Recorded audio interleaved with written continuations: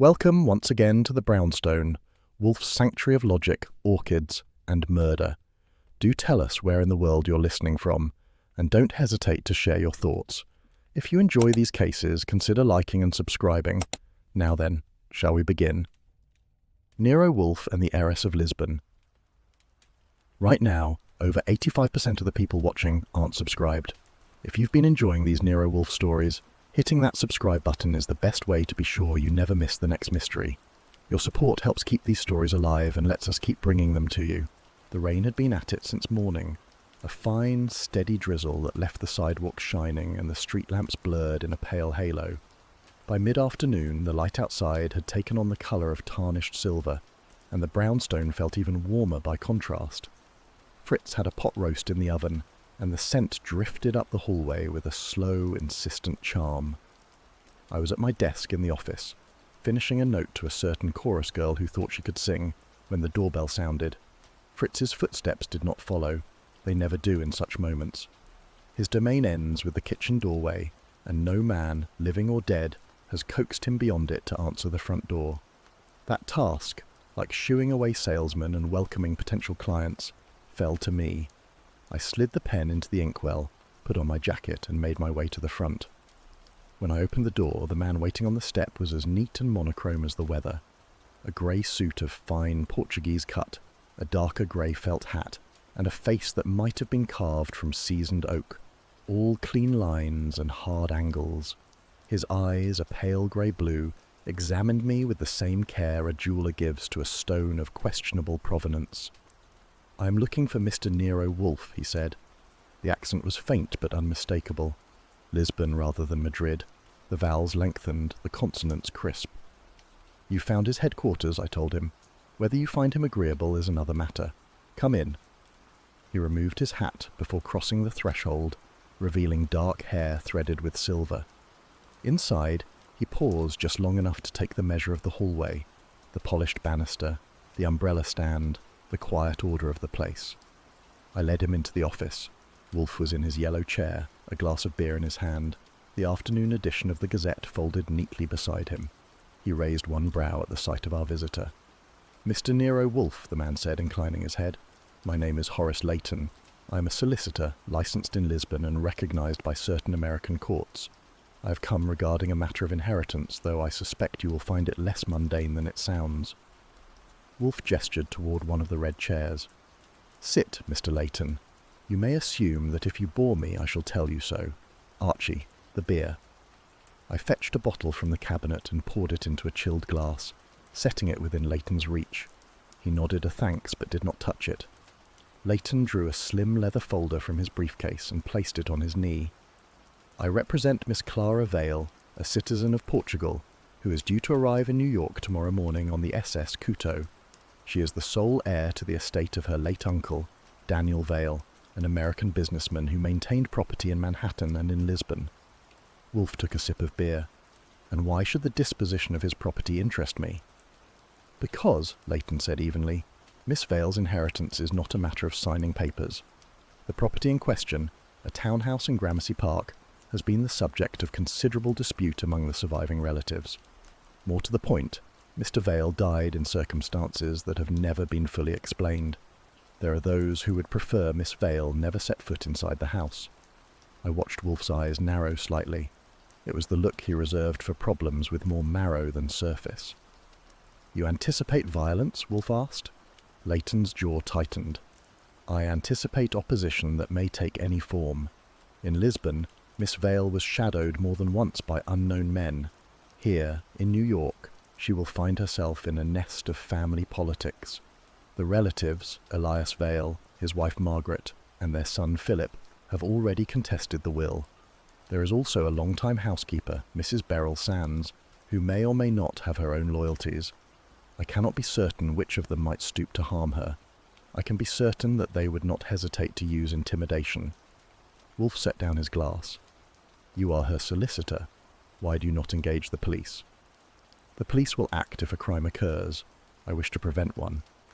That, I knew, would find a more fertile hearing.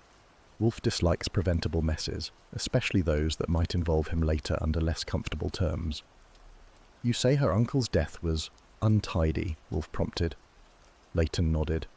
He died in June this year in Lisbon. The official report states heart failure, but no post-mortem was performed. The family in New York received word by telegram. The will was filed 2 weeks later, granting Miss Vale the Gramercy property and a modest financial sum. The other relatives were left nothing. Since then, there have been delays, sudden appearances of debts and suggestions from Elias Vale's solicitor that Miss Vale's identity is in question. These are, in my view, preludes to more dangerous tactics. Wolfe closed his eyes for a moment, as if weighing the heft of the matter. Then he opened them, fixed on Leighton. You wish me to ensure her safety? I wish you to ensure she is alive to sign the necessary papers. If she withdraws, the property reverts under a secondary clause to Elias Vale. Ah, Wolfe murmured, a motive both clear and base. He shifted his bulk in the chair. What do you propose, Mr. Leighton? That you receive her here upon arrival, keep her under your watch until the matter is resolved, and advise me should any of the family approach her. I will see to the legal manoeuvres. You will see to her person. I glanced at Wolfe. He doesn't run a boarding house, and the idea of having a young woman in the brownstone for an extended period ranked just above drafts in his list of intolerances, but he did not dismiss it out of hand. Her lodging arrangements? Wolfe asked. I have secured a suite for her at the Parkstone Hotel. Discreet, but not impregnable. And your fee arrangement with me? Wolfe added. Leighton allowed himself the faintest smile. You may name it, within reason. Wolfe's fingers tapped the arm of his chair. You will understand that I dislike personal entanglements. If I undertake this, it is not to resolve a quarrel over property, but to prevent an injury, fatal or otherwise, to your client. You will instruct her to obey my directions without deviation. You will have it, Leighton said. Wolfe inclined his head once, a movement that in his language meant the matter was settled. Archie will meet her vessel tomorrow morning. He will bring her here. From that point we will see how sturdy she is. Leighton rose. You have my thanks, gentlemen. I will telephone when the Couteau is confirmed in harbour. I saw him out into the wet afternoon, where the drizzle had thickened to a fine mist. As he stepped into a waiting cab, I had the distinct sense that Mr. Horace Leighton was the sort of man who measured every word and gesture, and that anything he had told us was the barest surface of what he knew. When I returned, Wolfe was already pouring another glass of beer. Archie, he said without looking up, the girl may be in danger. You will be armed. I nodded. And if the relatives turn out to be the friendly type? He closed his eyes again, a faint curl of the lip answering for him. Friendship, he murmured, is not a common inheritance. The rain kept on at the windows, and the room felt very still. Somewhere beyond the harbour fog, the SS Couteau was making its way toward New York, carrying with it a young woman whose arrival would stir more than family quarrels. By this time tomorrow, she would be in the red chair across from Wolfe, and the real work would begin. The Couteau had docked on schedule, and Pier 57 was already thick with the mixed perfume of salt water, engine oil, and 100 passengers' luggage. Steam drifted from the winches and curled away into the pale morning light. Longshoremen shouted to one another over the clank of crates. A brass band somewhere aft was attempting a tune more cheerful than the weather. I'd been leaning against a bollard for 10 minutes, hat brim low against the damp breeze, when she appeared at the gangway. Clara Vale was exactly as Horace Leighton had described. Mid-20s, poised without being stiff, a pale grey coat tailored to her figure, and a small felt hat fixed at a deliberate angle. Her gloves were dark, her luggage modest. 2 cases of good leather, one slightly scuffed at the edges. She paused at the top of the gangway, scanning the crowd with a level gaze, not the wide-eyed look of someone new to New York. When she spotted me, I gave a small wave and stepped forward. "Miss Vale," I said as she reached the dock. "Yes, Mr. Goodwin."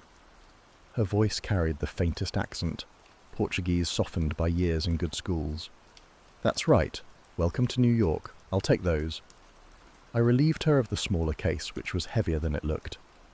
As we made our way toward the street, I caught the glances she drew, not the obvious stares reserved for movie stars, but the discreet kind given to someone who clearly didn't need an introduction.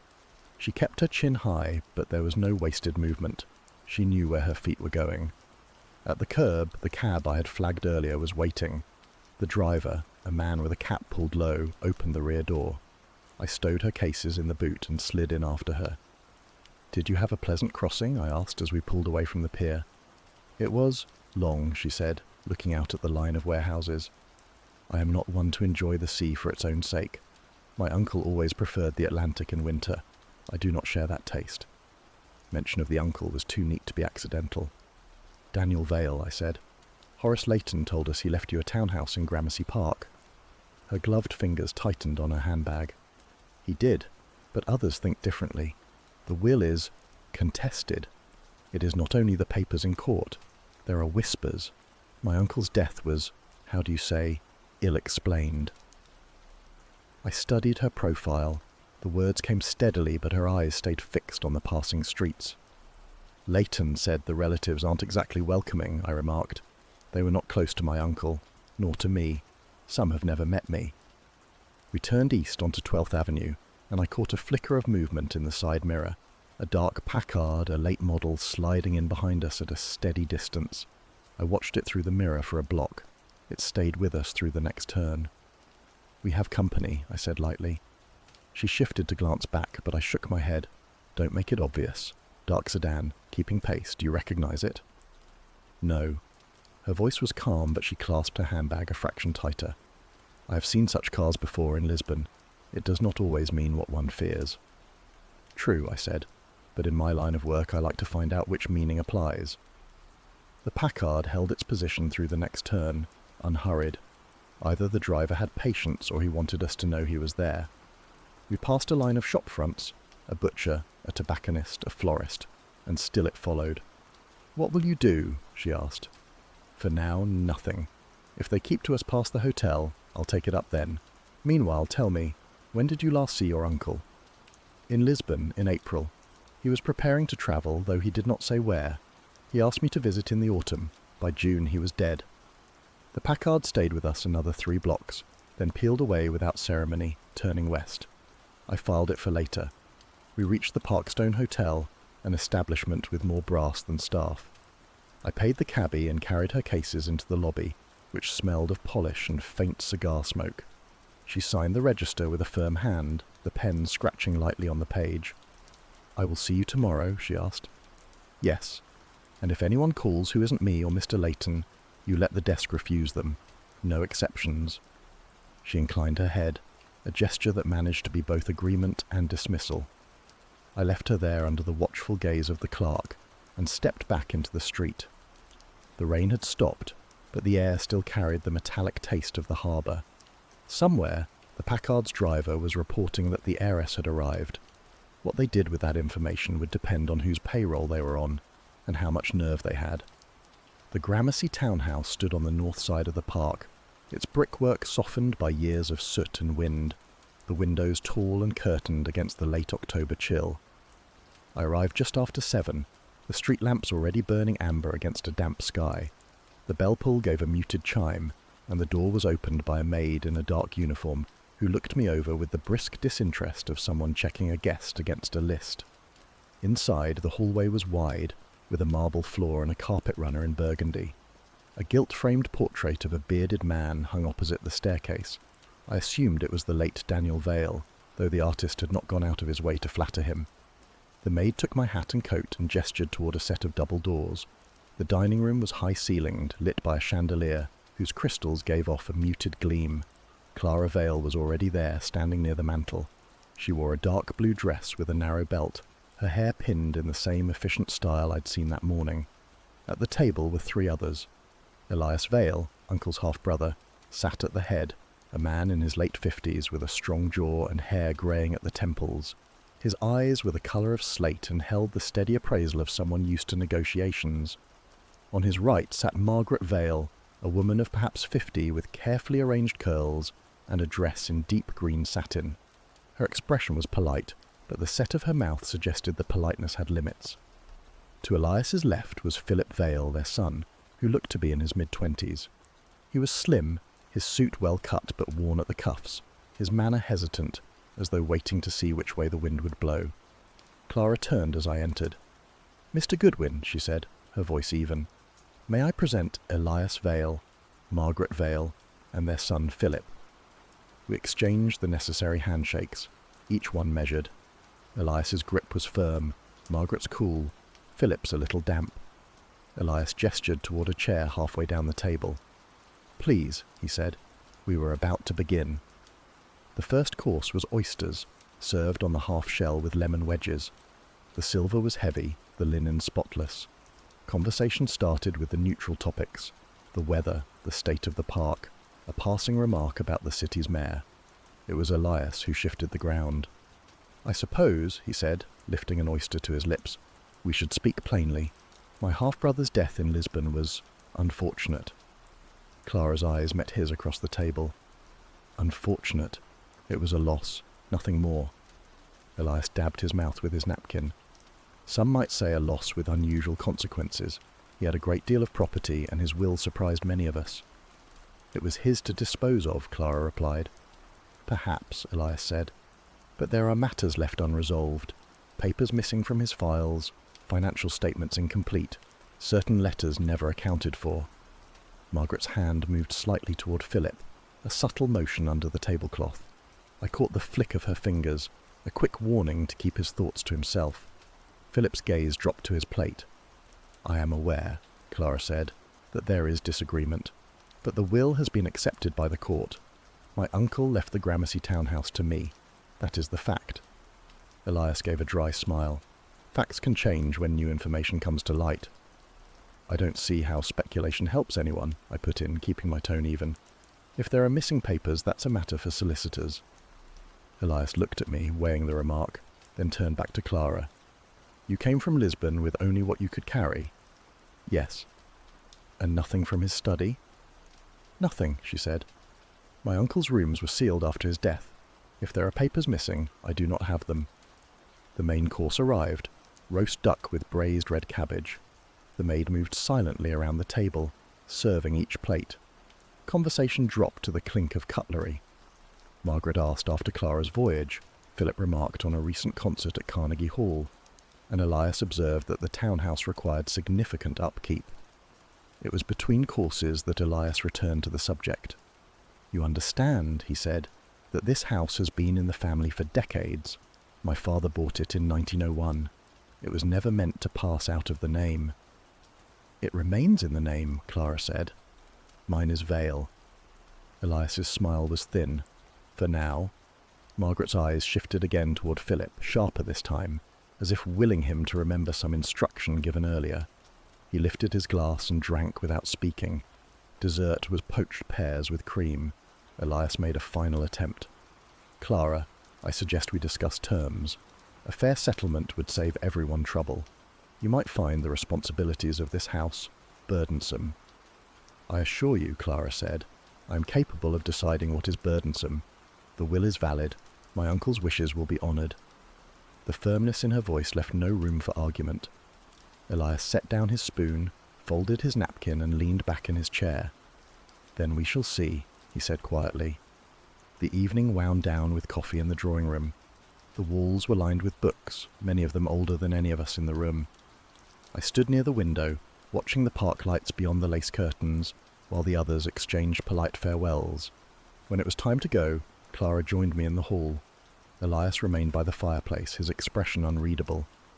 Margaret rested a hand on Philip's arm, the gesture still carrying that hint of caution. Outside, the air was cool, the park quiet except for the rustle of leaves. As we walked toward the waiting cab, Clara said nothing. I opened the door for her and followed her in. Only when we were moving did she speak. "You saw her," she said. "Margaret. She does not want him to talk." "Yes," I said, "and I'd like to know why." She looked out at the park as it slid past. So would I. The cab turned onto Lexington, and the townhouse faded from view, its windows darkening behind us. Whatever lay in Daniel Vale's missing papers, it was clear that more than inheritance hung in the balance. The call came just after 9. Wolfe was at his desk, arranging the morning mail into categories only he understood, while I was debating whether to risk mentioning the weather. The phone's ring cut through the quiet. I picked up. "Nero Wolfe's office, Archie Goodwin speaking." "This is Kramer." His voice had the weight of too many hours and not enough coffee. "Get down to the Vale townhouse. Philip Vale's dead." "How?" "Library." Someone took a brass bookend to his skull. You know the kind, solid enough to stop a door. When? Best guess, sometime last night. The housekeeper found him at 8. Your friend Miss Vale claims she's been at her hotel the whole time. You'd better bring your boss up to speed, though I doubt he'll move his bulk this far. I glanced at Wolfe. We'll talk to you shortly, I said, and hung up. He's dead? Wolfe asked without looking up. Yes, Philip Vale. Kramer says library, brass bookend, and a timetable that doesn't flatter the family's sense of security. Wolfe frowned. Clara Vale? Still at her hotel, according to Kramer. He doesn't sound convinced. Wolfe grunted. Phooey, the woman's inheritance becomes more precarious by the hour. Kramer will treat her as a suspect because it is the simplest path. You want me to get over there? You will. Observe and record. Then fetch Miss Vale and bring her here. I will speak with Kramer myself. By the time I reached Gramercy Park, the street outside the townhouse was barricaded by a patrol car, its engine idling in the damp air. Inside, the hallway smelled faintly of furniture polish and something metallic. The maid, pale and tight-lipped, directed me toward the library. The room was large, with tall windows shrouded in heavy curtains, a Persian rug deep enough to lose a coin in, and shelves that climbed almost to the ceiling. Near the hearth lay Philip Vale, face turned toward the rug, one arm twisted awkwardly. A brass bookend in the shape of a rearing horse rested on the carpet beside him. The edge darkened.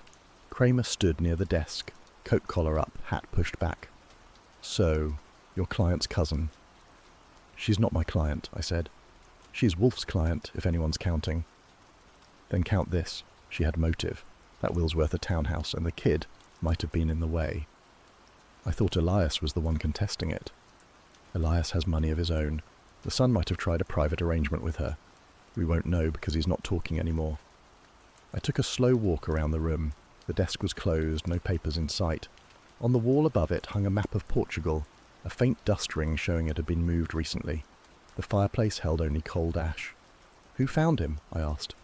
The housekeeper, Mrs. Sands, came in to open the curtains. She says she didn't hear a thing last night. No sign of forced entry? None. Whoever did it had a key or was let in. Where's Elias? In the drawing room with his wife. I'm letting them stew until I've got more.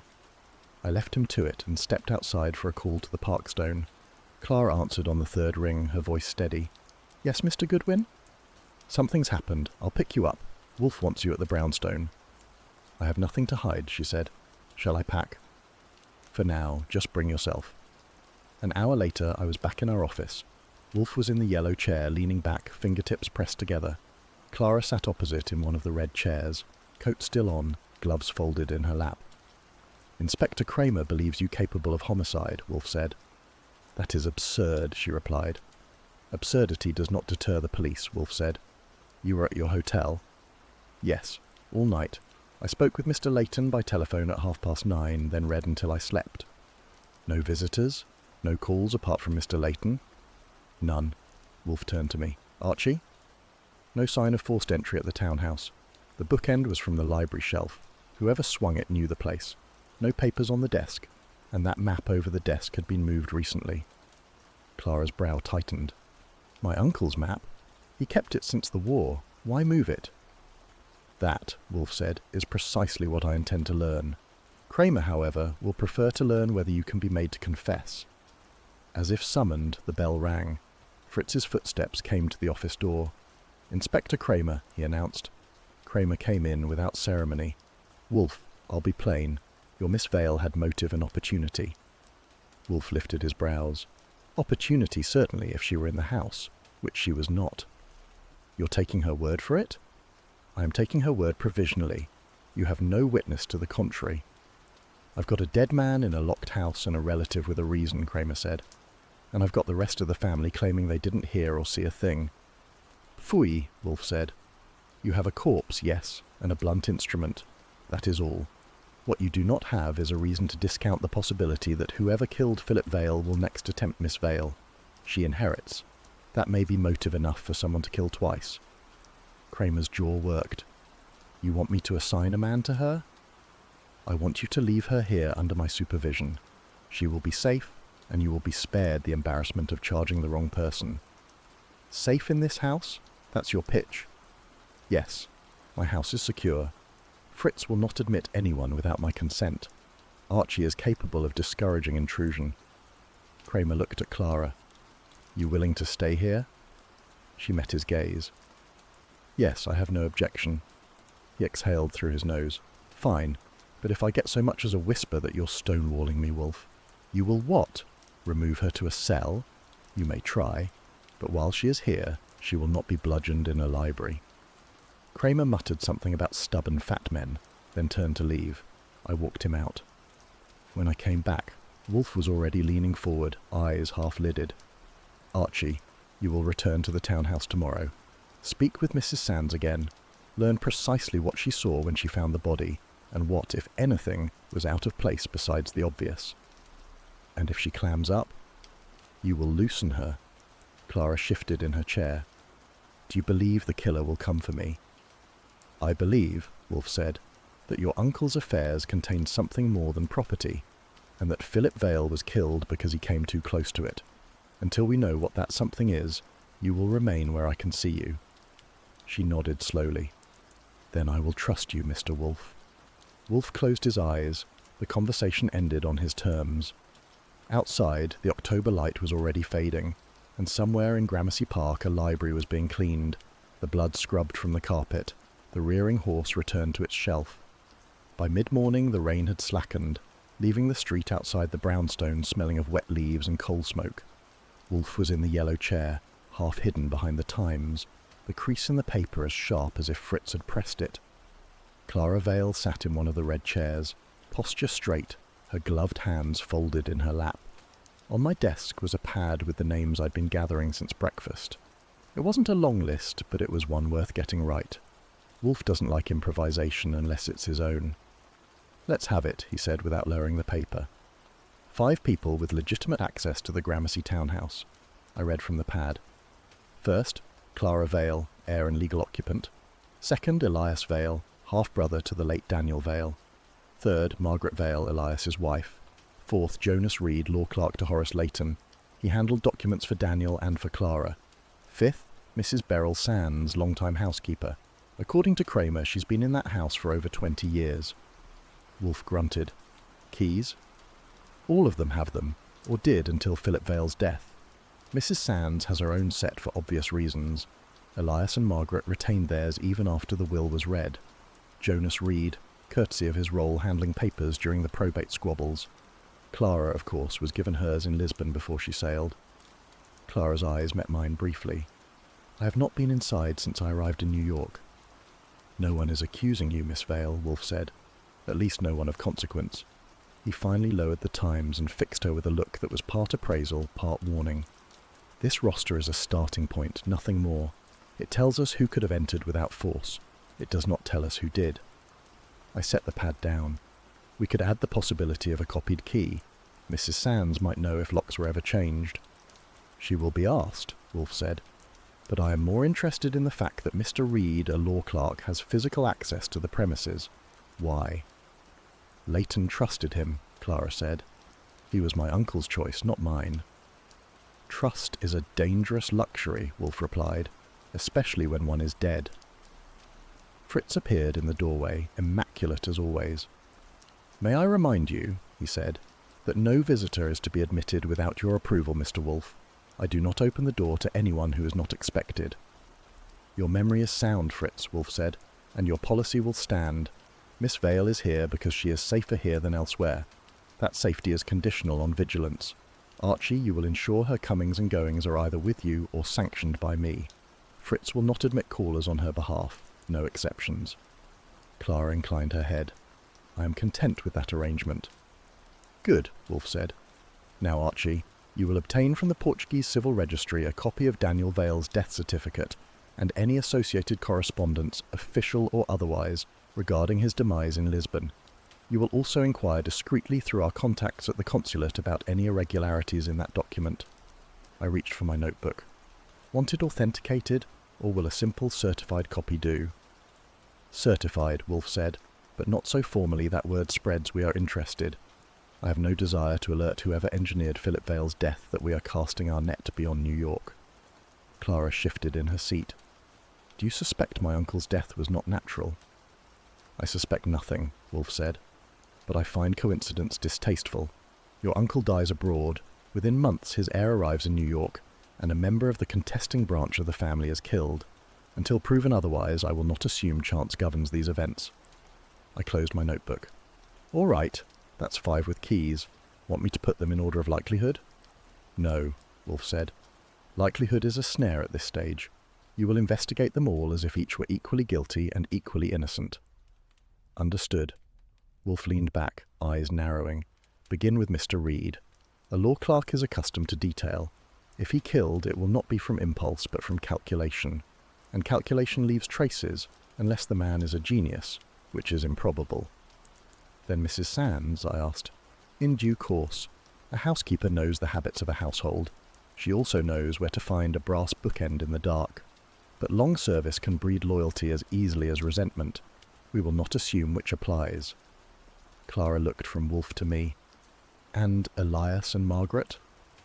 They will not escape our attention, Wolfe said. But they are on guard now. We will learn more from others before confronting them. Fritz cleared his throat. Shall I prepare lunch for 3? Yes, Wolfe said. Miss Vale will dine with us. Archie, after lunch you will begin your calls. I expect a preliminary report by evening. When Fritz had gone, Clara said quietly, If my uncle's death in Lisbon was contrived, it will be difficult to prove. Yes, Wolfe said, but not impossible.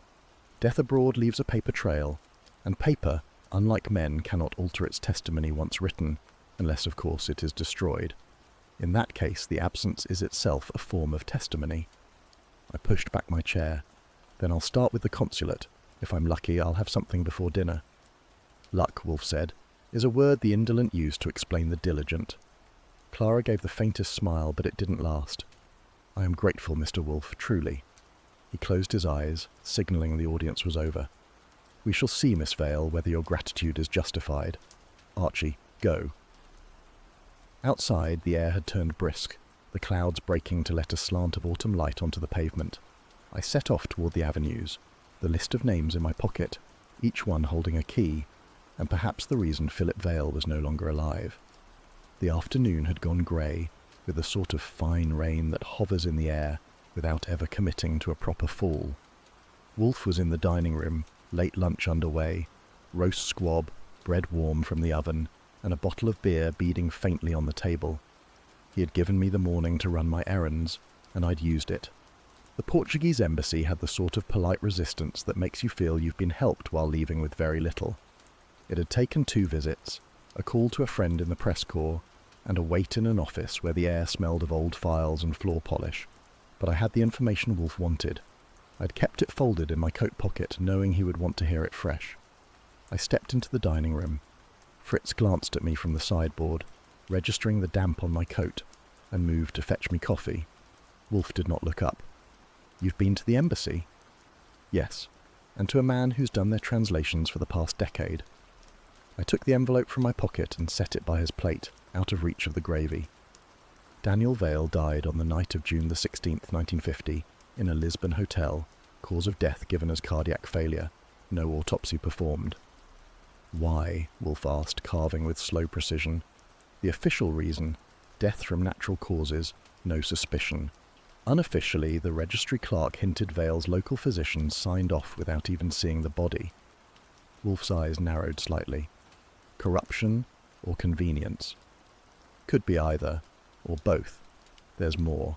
Word around the consular staff. He'd been carrying a leather portfolio the day before he died.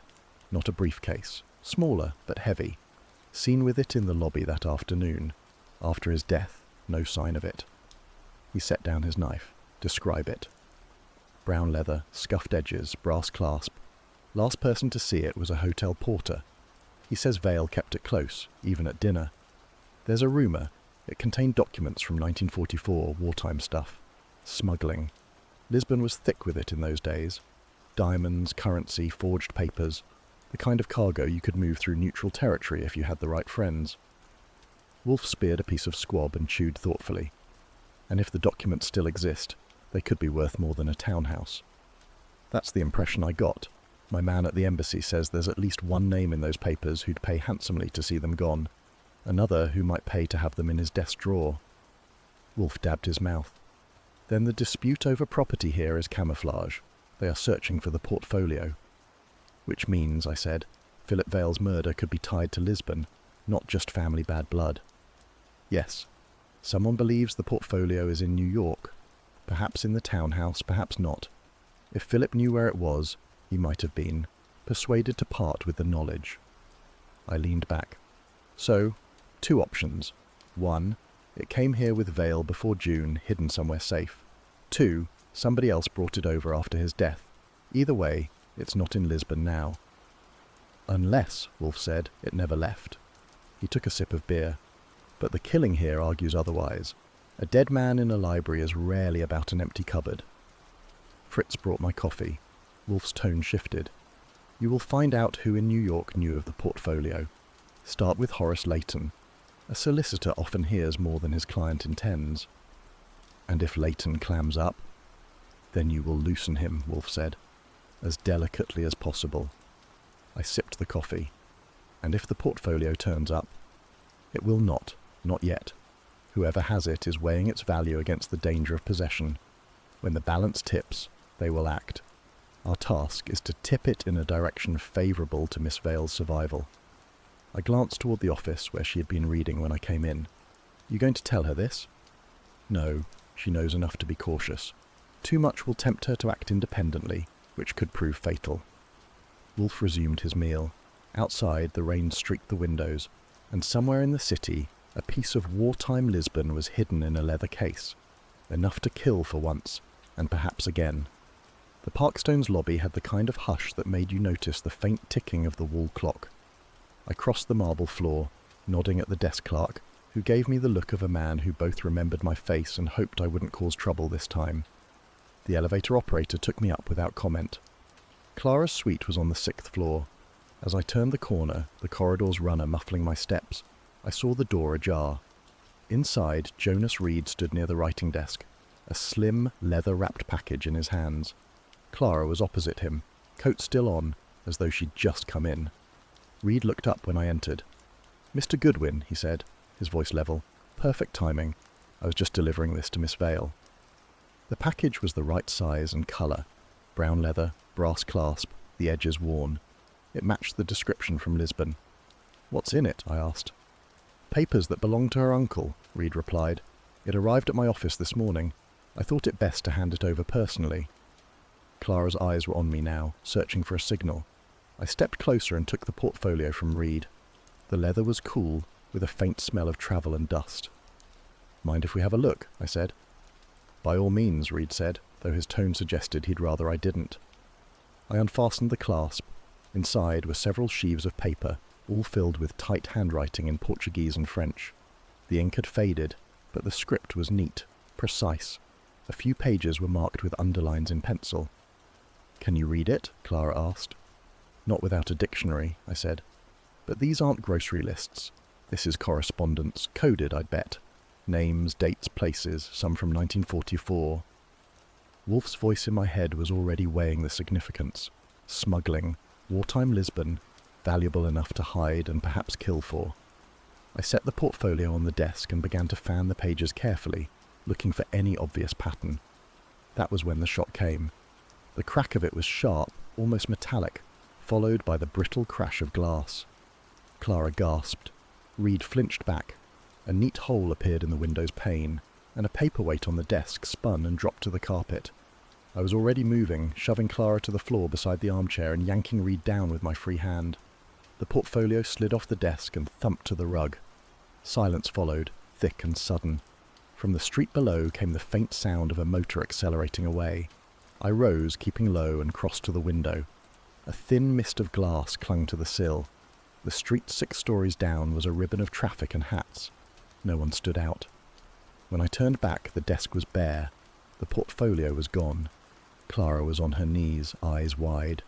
Reed was standing now, brushing at his sleeve. "Where is it?" I said. Reed's gaze flicked to the door. It was still ajar, the corridor empty. "I don't know," he said. "It didn't walk out on its own," I told him. "I was beside you," Clara said. I never touched it. I scanned the floor. No sign of it under the furniture, no telltale bulge in Reed's coat. Whoever had taken it had been fast and knew the layout. I shut the door and went to the phone. Wolfe answered on the second ring. Yes? We had it, I said. The portfolio, brown leather, brass clasp, full of coded letters. Reed brought it to Clara. I'd started to look when someone fired from the street, smashed the window. In the confusion it vanished.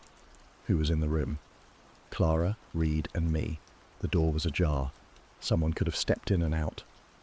Who knew of the delivery? I looked at Reed. That's my next question. Wolfe's voice was cool. Ask it now. Do not allow him to leave. I covered the mouthpiece. Reed, who else knew you were bringing this here? No one, he said. It came by courier. I didn't even tell Leighton I'd deliver it myself. Where did it come from? A client file at the firm. It was marked for Miss Vale. I assumed it had been overlooked in the probate process. Anyone else at the firm see it? He hesitated. The senior clerk, and perhaps the receptionist. I relayed this to Wolfe. Then, Wolfe said, you will obtain their names and movements this morning. Also the identity of the courier. Whoever fired the shot may have been insurance for the theft, not the theft itself. Understood. Return with Miss Vale as soon as possible. Mr. Reed may follow at his discretion, but he will understand that if he departs without my consent, I shall be displeased. I hung up. Clara stood, smoothing her skirt. It was there, she said quietly. I saw it, and now it is gone again. Yes, I said, and that makes twice someone has risked their neck to get it. That tells us more than the papers would have, for now. Reed straightened his tie. I don't appreciate the implication. I'm not implying anything, I said. When I imply, you'll know. Right now, we're going to the brownstone, and you're coming with us. The elevator ride down was silent. In the lobby, the desk clerk glanced at the broken glass in the lift's mirror, and then at us, but said nothing. Outside, the street was ordinary again. Horns, footsteps, the shuffle of newsboys. Somewhere not far was a brown leather portfolio that 3 people in a room had failed to hold on to, and Wolfe would want every name, time, and place that could explain why. Fritz opened the door and announced Inspector Kramer in a tone that was polite, but with just enough stiffness to register disapproval. Kramer ignored it. He came in with his overcoat collar turned up against the November wind and a square envelope in his hand. The air he brought in was sharp and faintly metallic from the wet streets. Wolfe was in his yellow chair, hands resting on the arms, gaze steady as a surveyor. Kramer crossed the carpet to stand in front of Wolfe's desk without invitation. I'll make this quick, he said. We've had another look at your Miss Vale. You're going to hand her over for questioning. She is not mine, Wolfe replied, nor is she yours until you have grounds. Kramer's jaw flexed. She's sitting on a motive big enough to crush her. Philip's death leaves her with that townhouse free and clear. You think that doesn't put her high on my list? Wolfe regarded him for a long moment. Your list, he said, is your own concern. Mine is evidence. Philip Vale's death and the theft of a portfolio from Miss Vale's suite are connected. The latter implies the former was not a solitary act of greed or passion. A wider design exists, and she is a target within it. I was at my desk, pen down, watching the exchange. And the portfolio, I put in, wasn't stuffed with family recipes. From the look of those pages, her late uncle's business in Lisbon might have been less about importing tinned sardines and more about moving contraband. Kramer gave a derisive snort. Contraband? You've been reading dime novels. No, I said. I've been looking at paper. Wartime Lisbon, 1944.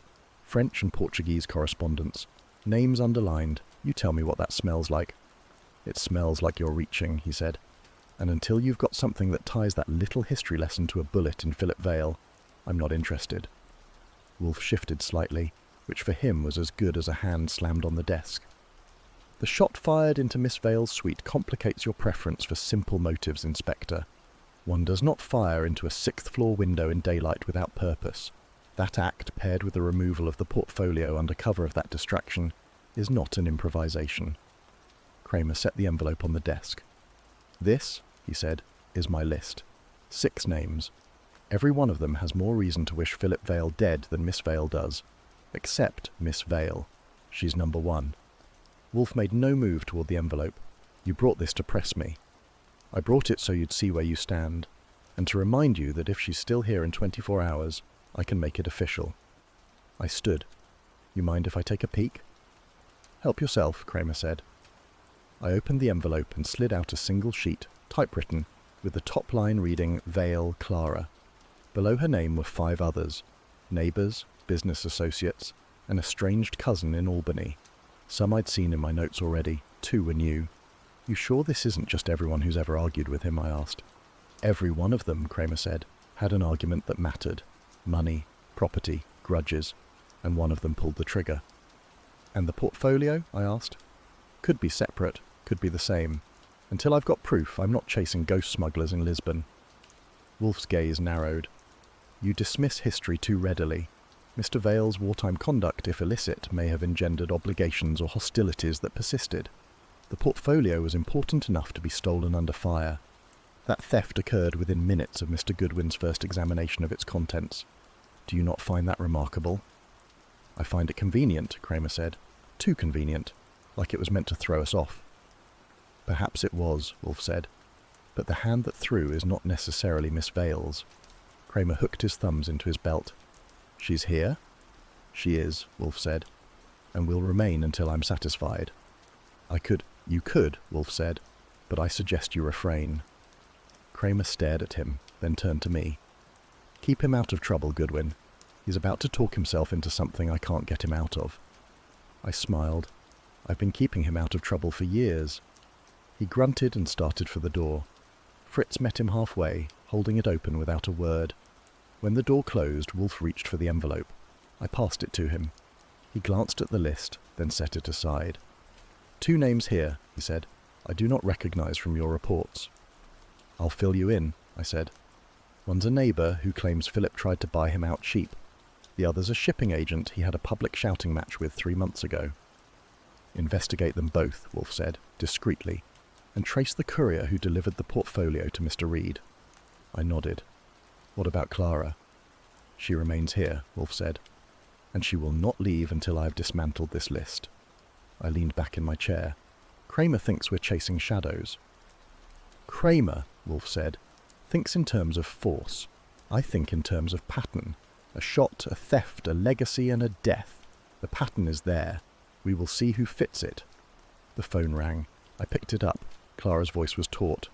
"Mr. Goodwin, there's a man outside the brownstone. He's been there for half an hour, just standing, smoking. He hasn't moved." "Stay where you are," I told her. "We'll handle it." I hung up. "We may have company," I said. Wolfe closed his eyes briefly, then opened them. "Observe him, discreetly. Do not engage. If he leaves, follow." I got my coat and hat. "And if he heads for Lisbon?" "Then," Wolfe said, "we shall book passage." I left with the November wind tugging at my coat and the names from Kramer's list turning over in my head. One of them had killed Philip Vale. One of them, or someone connected to them, had fired into that window and walked off with a portfolio. And somewhere between the brownstone and Lisbon was the reason why. The first time I'd set foot in the Gramercy townhouse, I'd left with the distinct feeling that the walls had a longer memory than the people in it. The place had that sort of stillness that hangs over houses where too many of the conversations are either whispered or stopped mid-sentence when a door opens. On this second visit, the air felt even thicker, like the building itself was holding its breath, waiting to see what I'd notice next. It was just past 3 in the afternoon when I stepped out of the cab. The wind off the East River was slicing down 21st Street, sharp enough to make me grateful for the brim of my hat. Gramercy Park sat across the way like it always does, proper and locked up for the approved few.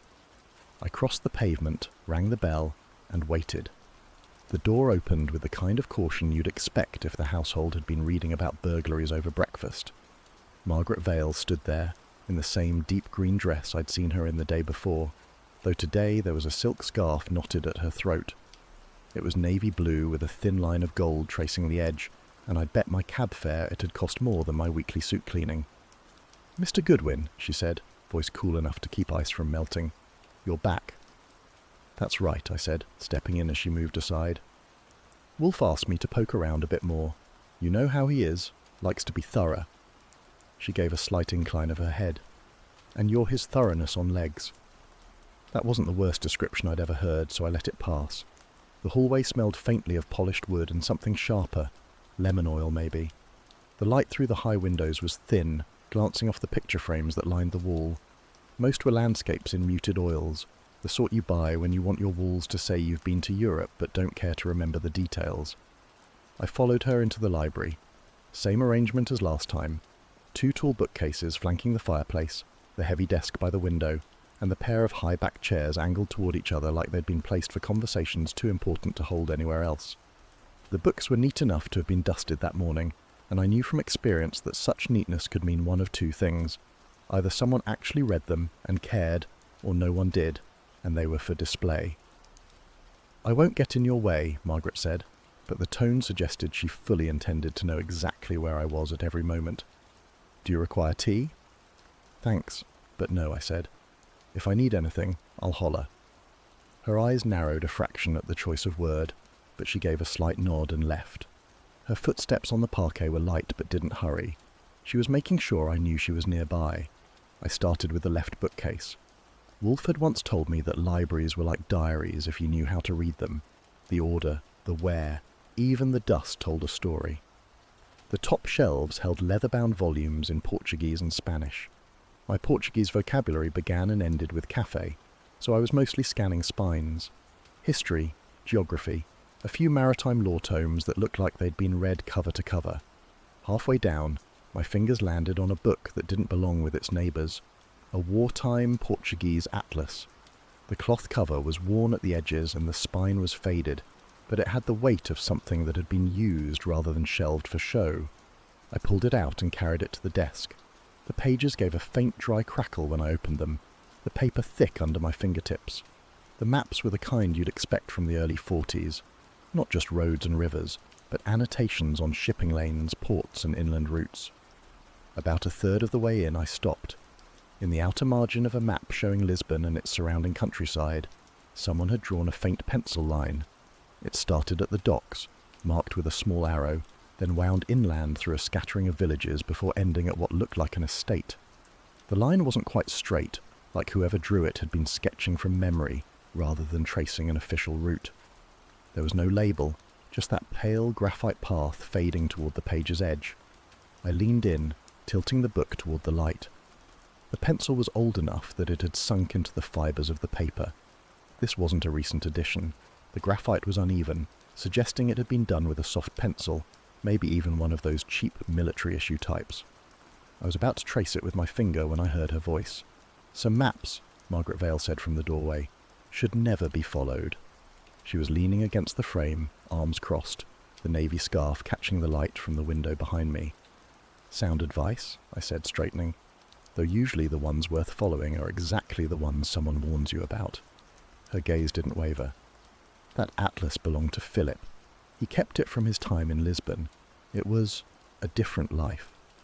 I closed the book carefully. A different life that included sketching inland routes from the port. That's enough. She stepped into the room, her perfume, something floral with a sharp undertone, just reaching me. "Whatever you think you're looking for, it isn't here." "That's possible," I said. "But Wolfe seems to think otherwise." Her lips pressed together. "Mr. Goodwin, there are things better left alone. This family has had its share of loss." I didn't push, not yet. There's a kind of tone people get when they're balancing between wanting to tell you something and wanting to make you go away. If you lean too hard, you push them the wrong direction. "Understood," I said. I slid the atlas back into its place on the shelf, but I made sure to mark its position in my mind. Second shelf from the bottom, third book from the left. The rest of the library yielded nothing so direct. There were a few interesting titles, but no other marginalia that stood out. When I'd made my circuit, I found Margaret in the hallway. "Done?" she asked. "For now," I said. "Wolfe will want to know about the map." Her expression didn't change, but there was a flicker in her eyes. Annoyance, maybe, or resignation. "Then tell him this," she said. "Philip never returned to that estate. He never intended to." That was her parting shot.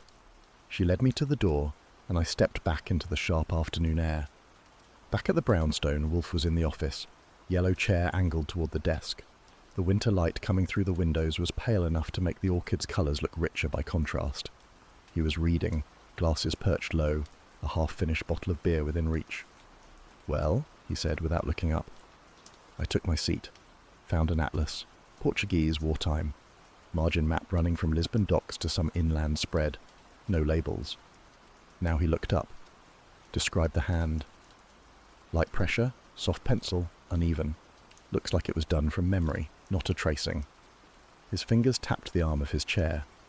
Combined with the letters, it suggests the location of a cache, likely items transported inland under concealment. "Margaret Vale caught me looking," I said. "Told me some maps shouldn't be followed." "An injunction that all but guarantees its value," Wolfe said, settling back. "We will need to determine the estate's name and its connection to Philip's movements in Lisbon. Fui. Theodore will bring the orchids in at 6. See that we are not disturbed until then." Which was Wolfe's way of saying I was about to spend the rest of the afternoon on the telephone, chasing down records that might or might not exist. I didn't mind. The map was in my head now, every turn of that faint pencil line, and I had the feeling that, whether or not we meant to follow it, it was already leading us somewhere.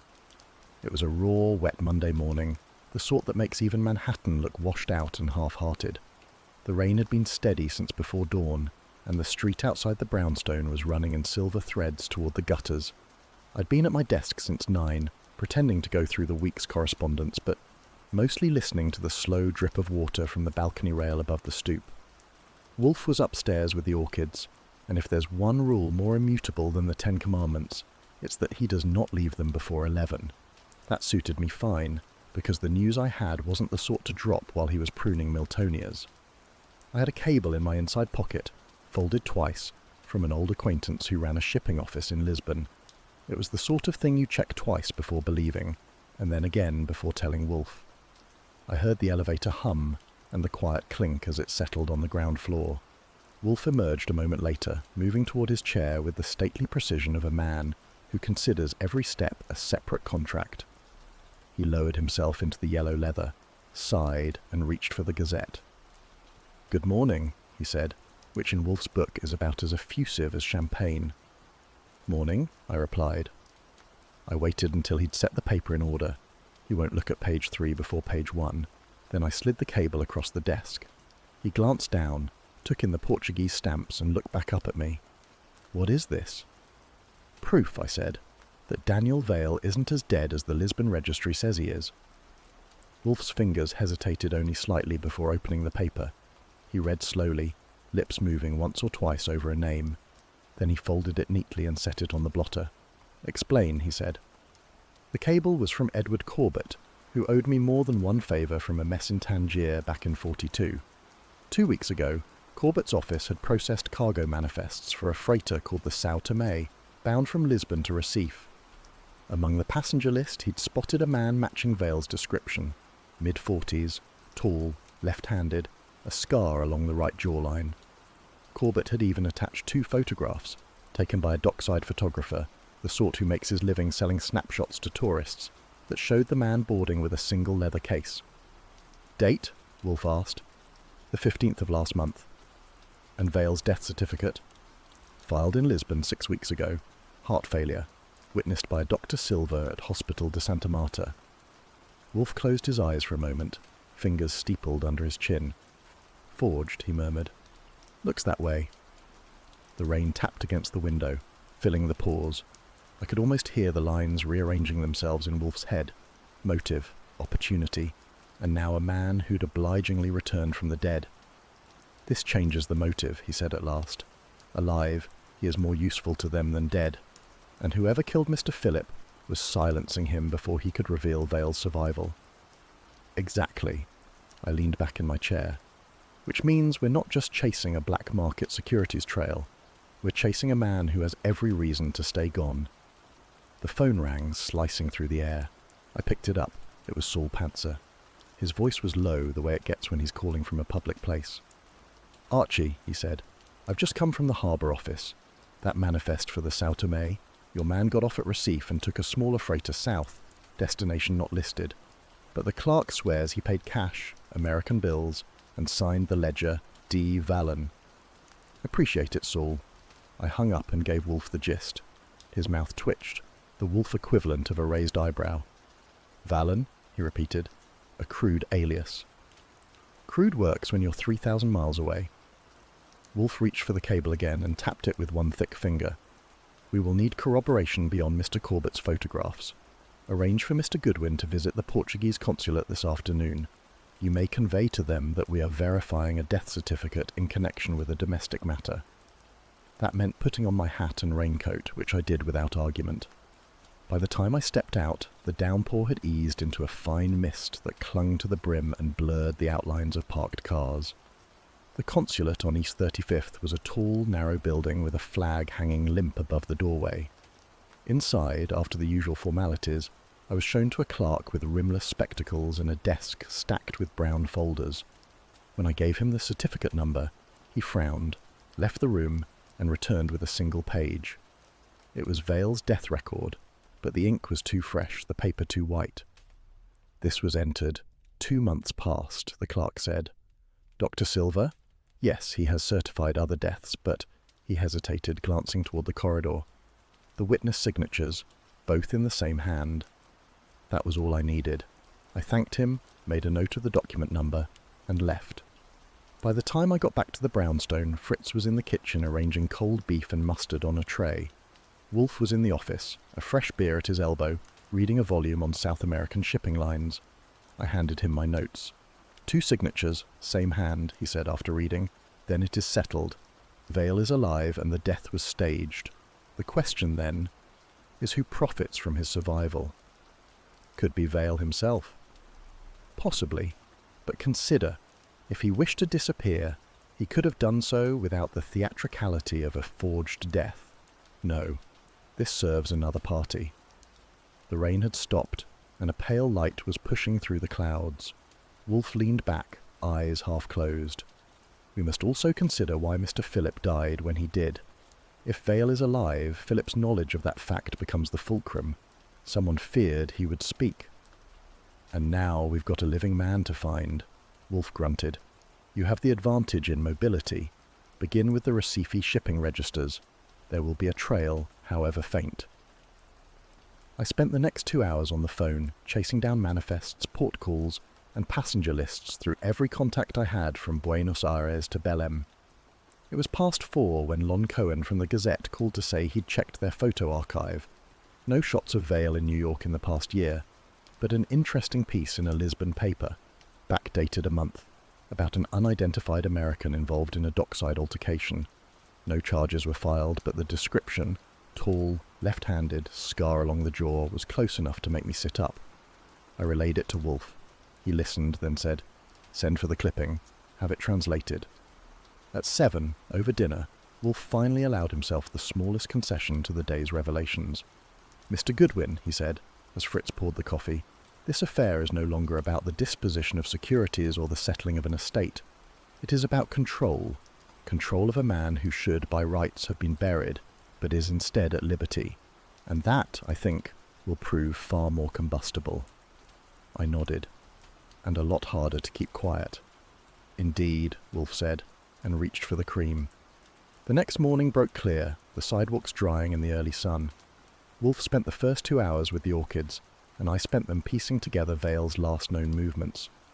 By noon I had a chain that led from Lisbon to Recife, and then to a coastal vessel headed for Montevideo.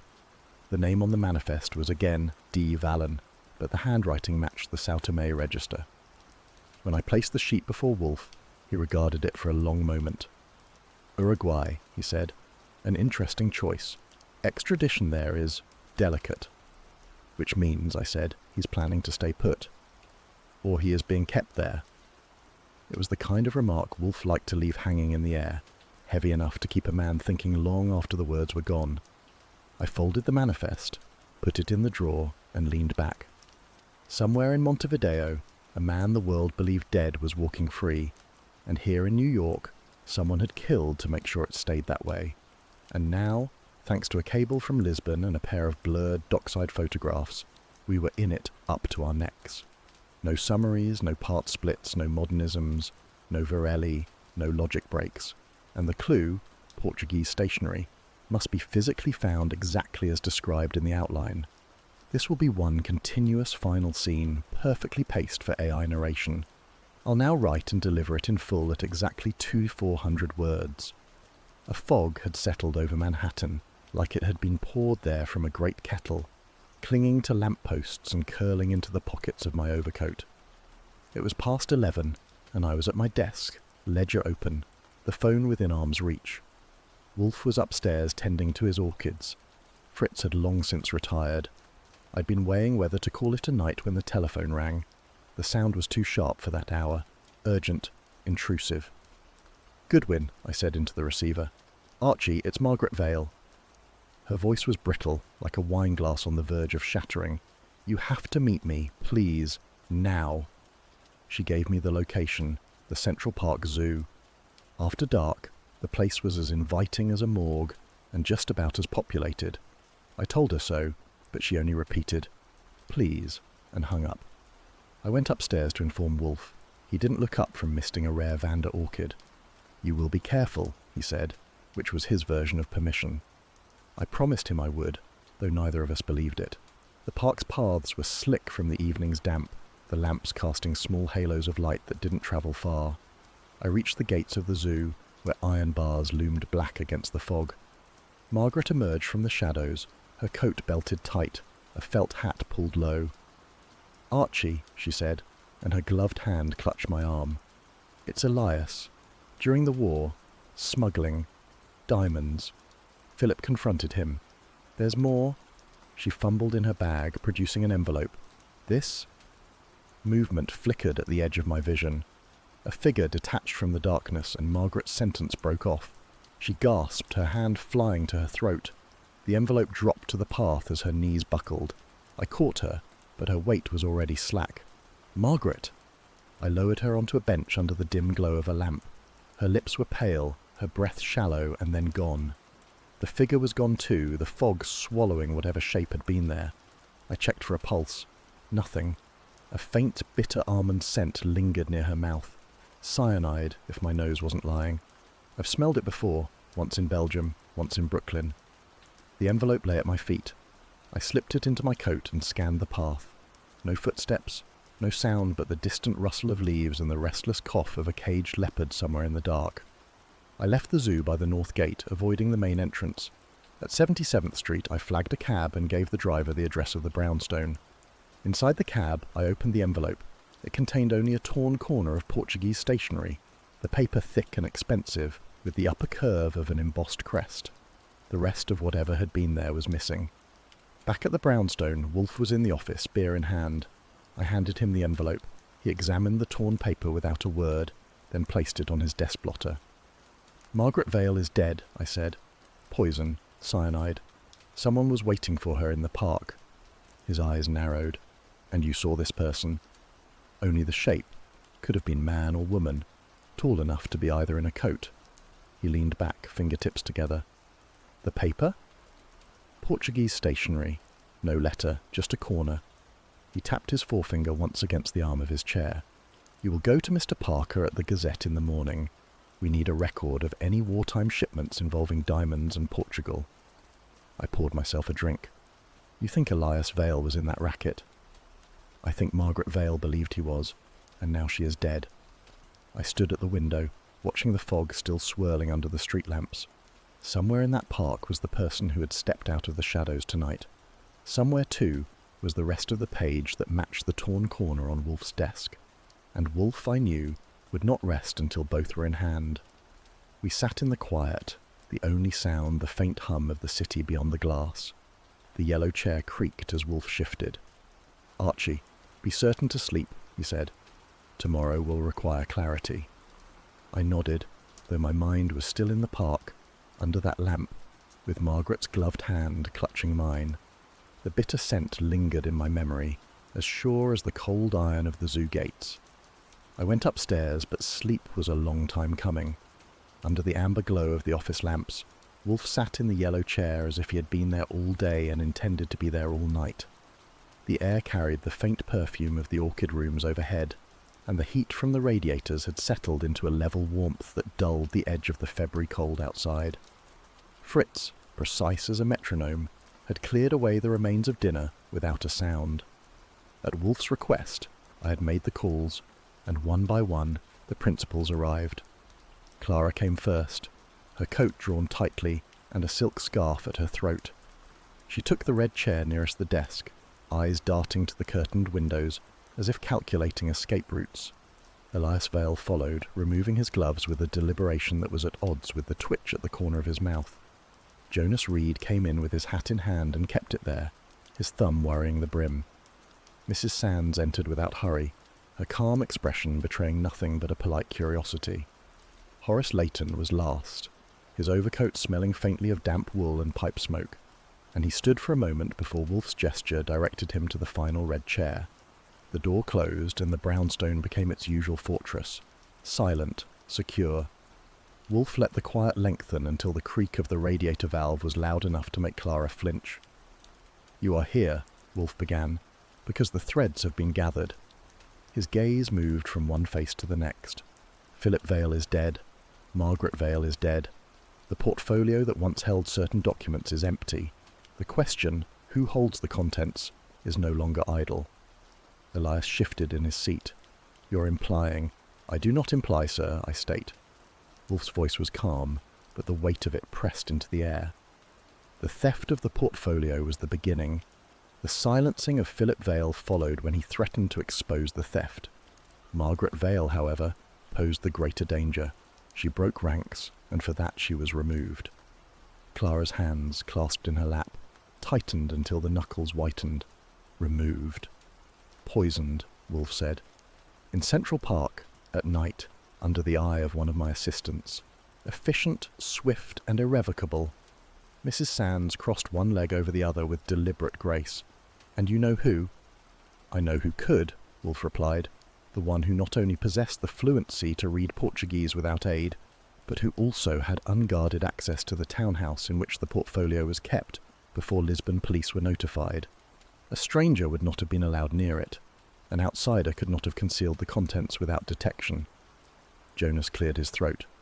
"Portuguese? You mean—" "I mean," Wolfe said, "the correspondence in that language smuggled during the war detailing transactions routed through neutral ports. Diamonds, chiefly. Documents that would ruin more than one career if they were read aloud in the proper company." Elias's jaw set. "That's a grave accusation." "It is the only conclusion the facts allow," Wolfe said. "You, Mr. Vale, were abroad in those years, but your fluency in Portuguese is imperfect, and learned late. You could not have translated those letters without assistance. Mr. Reed, your connections are many, but your opportunities to be alone in that house were few. Mrs. Sands, your employment in the Vale household placed you near the study where the portfolio was kept, but your reading is in English and French. Mr. Layton—" Wolfe allowed the name to hang in the air a moment. "You were in Lisbon in 1943. You speak the language as a native. You had Margaret Vale's confidence, and you were in the townhouse on the afternoon before the portfolio was reported missing." Horace Layton leaned back, the chair creaking. "That proves nothing." "It proves," Wolfe said, "opportunity, motive, and capacity. The police in Lisbon did not find the letters because they were not there to find. They were in your possession, already removed. You silenced Philip to prevent disclosure. You silenced Margaret when she threatened to betray you." Clara spoke then, her voice trembling. "Horace, tell him it isn't true." Layton's eyes flicked toward her, but he said nothing. Wolfe reached for his bell cord and I stepped forward. "Archie, call Inspector Kramer. Mr. Layton will wait here until he arrives." I moved to the desk phone, lifting the receiver. Behind me, the room remained still, the only sound the slow draw and release of Wolfe's breath, measured as if marking the close of a case. Outside, the city went about its business, but in the brownstone's office the net had closed. The orchids upstairs would be none the wiser, but for the 5 people in that room, the air was thick with the knowledge that the hunt was over. The rain had begun before dusk, and by 8 o'clock it had settled into a steady curtain against the brownstone windows. Wolfe sat in the yellow chair, forearms resting on the padded arms, eyes half-lidded as if the gathering ahead were a minor imposition. I had already seen to the fire and checked the radiator valves. Fritz had removed the remains of dinner and retreated without a word. The front room was warm, the air touched with the faintest trace of orchid humidity drifting down from upstairs. Clara Vale sat in the red chair opposite, her coat folded neatly over her knees, eyes fixed on the edge of Wolfe's desk. She had arrived 10 minutes early, and in that time she had spoken precisely twice, once to greet me, once to decline coffee. Wolfe regarded her in silence for a full half-minute before speaking. "Miss Vale, if indeed that is the correct form of address, I have examined the matter from every angle available to me. I cannot reconcile the known facts with the identity you have claimed." Her gaze lifted but did not meet his. "I have told you, you have told me," Wolfe interrupted, "that you are the niece of Daniel Vale. You have maintained that your inheritance from him was both legitimate and unconnected to the unpleasantness of recent weeks. Both statements are false." Clara's hands tightened in her lap. "You think you know. I do know." Wolfe's tone was even, but there was no give in it. "Your father was not Daniel's brother. He was his associate during the war, in Lisbon, a man of some ingenuity and of certain allegiances that proved fatal when the tide turned in 1945. Her breath caught, the sound small but clear. "He was executed," Wolfe went on, "for collaboration. The record in Lisbon is unambiguous. At that moment, you were a child. Daniel Vale smuggled you into Portugal under an assumed name, one you have kept. You were passed off as a relation for your own safety. Your so-called inheritance was nothing of the sort. It was a cover for Daniel to convey to you the location of a cache smuggled out during those years. Gold, stones, papers, whatever its contents, it was not meant for probate court." The fire hissed softly as a log settled. Clara's eyes, when they met Wolfe's, were dry but guarded. "And you think that makes me a killer?" "I think," Wolfe said, "that it makes you a custodian of dangerous knowledge. Whether you acted upon it is a separate question, but you have lied, and you have done so with deliberation." She turned to me then, as if seeking a different tribunal. "Do you believe this?" "My beliefs aren't the point," I said, "but I've been listening." Wolfe shifted slightly, the leather creaking. "You had no part in the killings?" Her voice was steady. "No. Daniel told me where to find it, yes. I went there, I saw it, but I took nothing and I told no one. If people died over it, that is on them, not me." "And yet," Wolfe said, "you withheld the truth from me until now. You left me to work with a fabrication which is an act of either folly or strategy. Which was it?" Clara looked back at the desk edge. "I didn't trust you." "Phooey." The word landed like a stamp. "You did not trust anyone. That may have saved your life, but it leaves you here, tonight, with your position. Precarious." The rain at the window was unbroken. I waited for Wolfe to signal me, but he did not. Instead, he regarded her a moment longer, then closed his eyes briefly. "Miss Vale, you will remain in New York. You will not attempt to travel. If the police require your statement, you will give it." "And the cash?" she asked quietly. "That," Wolfe said, "is for me to arrange." Her hands unclasped at last, but she did not look relieved. The fire popped, and the brownstone seemed to draw the silence closer around us. Outside, the city kept its secrets. Inside, one of them had just been stripped bare. The rain had been steady all evening, a thin, cold curtain that hissed against the brownstone's windows and turned the street lamps outside into blurred coins of light. The city's noise was softened by it, the usual churn of horns and tires on wet pavement muted to a background hum. Inside, the air was warmer, the fire in the grate drawing a low, steady draught up the chimney, its glow catching on the brass fender. I was in my chair by the desk, pen laid flat on the blotter, notebook open to the day's first and, as it turned out, last entry. Wolfe was in his yellow chair, massive and unmoving except for the precise adjustments of his fingers, now steepled, now slowly separating, then brought together again in a measured rhythm.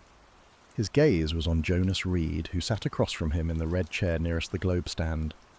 Reed looked the way certain men do when they've just been invited into a game they thought they were watching from the sidelines, wary, alert, but still convinced they have a chance to bluff their way through. His shoulders were squared, his jaw set. The slick of rain on his coat collar was already drying in the fire's warmth. To Wolfe's left, Inspector Kramer stood with his coat open, hat brim dripping onto the rug despite my best glare when he came in. The set of his mouth told me he'd been ready for this for hours, maybe days. Wolfe broke the silence first, his voice as calm as if we were discussing the relative merits of 2 brands of anchovy paste. "Mr. Reed," he said, "your facility with Portuguese is commendable. I suspect it was that particular aptitude which commended you to Elias when he required someone discreet, capable, and, he believed, reliable. You were to retrieve the location of the cache." Reed blinked once. "Cache? I think you've—" "Phooey," Wolfe said, not raising his tone, but cutting him off as neatly as a knife against paper. Philip recognized the code in those letters, not the words alone, the pattern of them. To any man fluent in the language, the markers were there. That was your misfortune.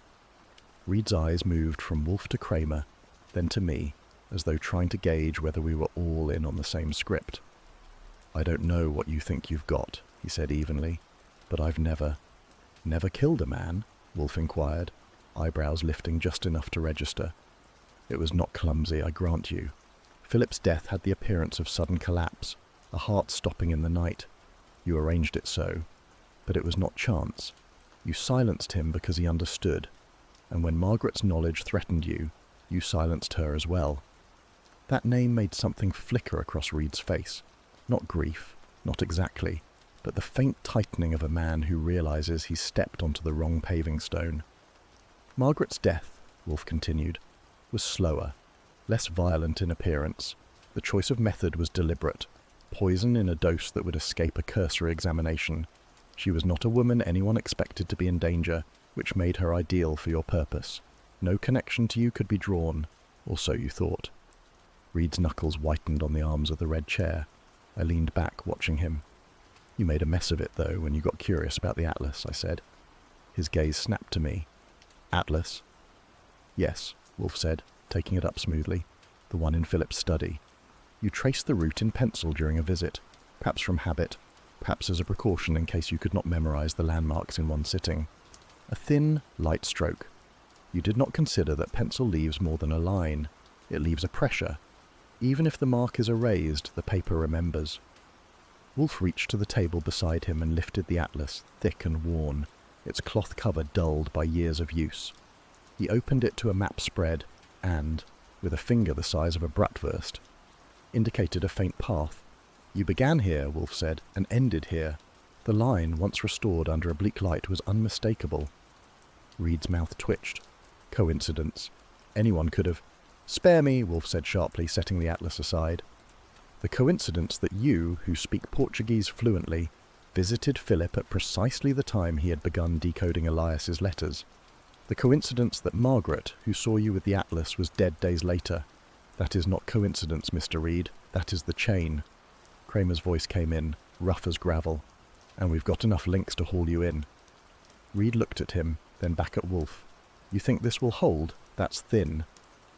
Wolfe settled deeper into the yellow chair, his eyes half-lidded. "It is not thin, it is precise. You were sent by Elias for one purpose, to extract a location. Philip's skill, or perhaps luck, put him in your way. His removal was expedient. Margaret's was necessary. You chose poison to conceal your hand, but you could not resist marking your path. That mark has now led Inspector Kramer here." Reed's breathing had quickened, the faint rise and fall at his shoulders more visible now. His lips parted, but no sound came. Kramer stepped forward, the handcuffs ready in his palm. "Jonas Reed, you're under arrest." The click of the steel was loud in the warm room. Reed rose slowly, as if every inch upward cost him more than the last. He didn't look at Wolfe again, but I caught the way his eyes darted once toward the atlas on the table, before Kramer turned him toward the door. As they crossed the threshold, Wolfe reached for his beer glass, the motion as unhurried as if the man leaving in cuffs were merely another dinner guest taking his coat. "Archie," Wolfe said, "when you've seen Inspector Kramer out, please ensure that Atlas is returned to its shelf. And then, if you would be so good, dinner." "Yes, sir," I said, closing my notebook.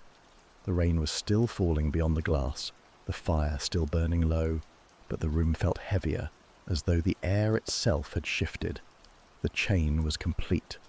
Under the mellow glow of the office lamps, the room had returned to its usual order, though the scent of rain clung faintly to the air. The front door had closed on Kramer and his prisoner less than a minute ago. the retreating sound of their steps swallowed by the wet hush of the street. From the landing I had watched them descend, Kramer with his collar high, Reed walking as if every movement took deliberate thought. When the door shut, it felt like the final page of a chapter Wolfe had no intention of rereading. I turned back toward the office. Wolfe was already lowering himself into the yellow chair, the fabric sighing under his weight, his lips pressed together with the faintest trace of satisfaction, not joy. Joy was too energetic a pursuit for Wolfe. "That," I said, coming in and resuming my station by the desk, was almost pleasant. I half expected Kramer to set the carpet on fire in protest.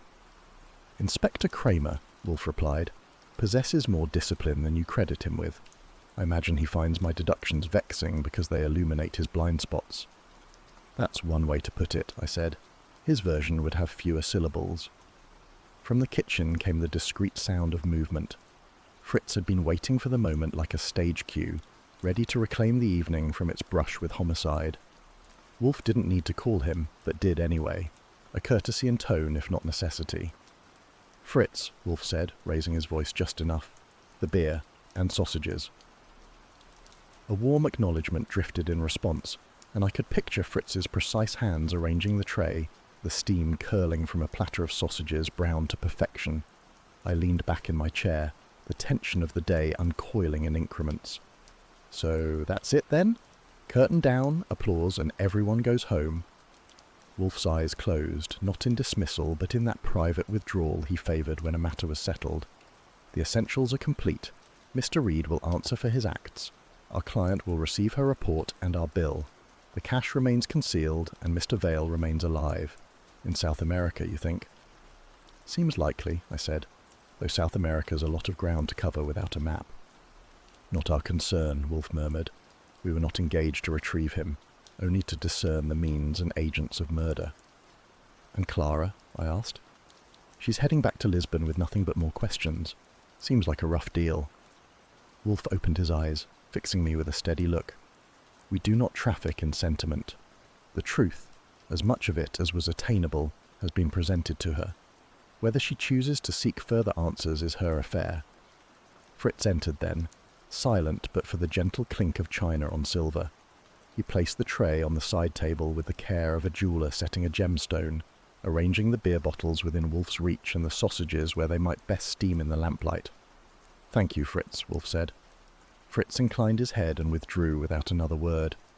Wolfe poured, the beer catching the light as it flowed into the glass with a steady rise of foam. He took the first sip as though reclaiming a ritual interrupted only briefly by the unpleasant necessity of justice. I stayed in my chair, watching the man across from me, thinking about the threads left hanging. Daniel Vale alive, somewhere far from this room, and the cash still tucked away in whatever hiding place the dead had intended. Clara, boarding a ship with half a truth in her pocket. "You know," I said after a moment, "there's a part of me that wishes we'd gone after the rest of it. Found the cash, found Vale, tied it up neat." "Then," Wolfe said, setting down his glass, "you are succumbing to the vulgar appetite for completeness. Life, Archie, is not arranged to suit the aesthetic preferences of the tidy-minded." I grinned despite myself. "And here I thought you liked things tidy." "In the proper spheres," Wolfe said. He lifted a sausage with his fork, sliced it cleanly, and continued without looking up. "This case has yielded its fee and a satisfactory exercise of my faculties. The remainder lies outside the parameters of our engagement. That is all." Rain tapped at the glass again, soft but insistent. I leaned back, letting the sound settle into the room. It struck me that the brownstone had an odd way of absorbing the last traces of a case.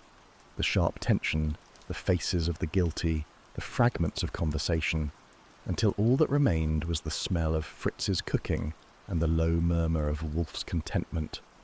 I picked up my pen and opened the notebook, making a few final entries in the case record. Not for Wolfe, he didn't need reminding, but for the file, and perhaps for myself. In years to come, the names and places might blur, but the sound of rain on the windows and the sight of Wolfe leaning back with a glass of beer would stay sharp. By the time I looked up, Wolfe had turned his attention fully to his plate. The case was over, in every way that mattered to him. Somewhere far south, In a place where the air was thick with heat and the language carried a different rhythm, Daniel Vale might have been lifting a glass of his own. Clara would be watching the horizon close in from the deck of a ship, her questions unanswered. And here in New York, in a warm office on West 35th Street, Nero Wolfe was at peace among his orchids, the rest of the world content to remain beyond the door.